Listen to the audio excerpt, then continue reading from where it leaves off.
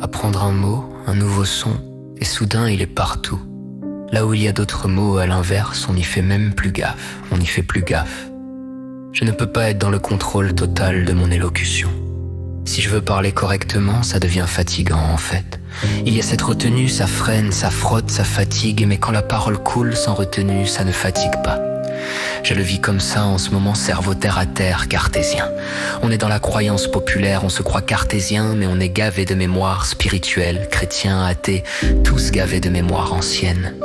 Mon âme grame ses expériences, ça se grave en profondeur, ça saute à l'attention, répétition, coïncidence. 17h17.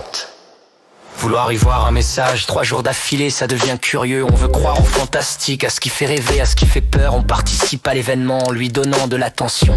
L'ego veut tester le phénomène, le rendre tangible, autoconfirmation. On alimente la croyance, on la rend expérientielle. C'est la mémoire, miroir, le reflet de nos attentes. On cherche la moelle, la substance, au-delà des pentes. Si la vie t'apporte un citron, fais-en une citronnade. Tire les leçons de la chute, sors de la mascarade. Incapacité de remettre en cause, c'est ça la croyance. On croit fuir un mensonge, mais on change juste de nuance. L'intellect cherche la preuve, touche la table, lèche le bois. Mais le doute est plus large, il remet en cause tes propres doigts. Regarde l'écran, regarde le film, la déformation de l'objectif. 24 images par seconde, le mouvement est fictif. Cinéma, illusion de la cinétique, capture partielle du réel. La preuve s'effondre quand le cadre devient universel. On falsifie les preuves pour assurer la psychologie. L'univers est trop grand, alors on cherche une analogie. Rassurer l'ego pour ne pas qu'il flippe, tout simplement. Accumulation de craintes comme des petits pois mentaux. Un grain de grain, on remplit les sacs et les manteaux.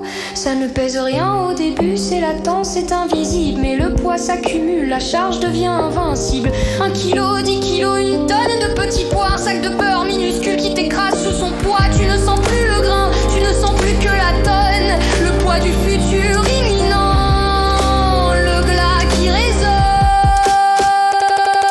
Je ne me rappelle pas de tout, mais j'explore le terrain. Défaillant, non, juste un prétexte à l'exploration sans frein.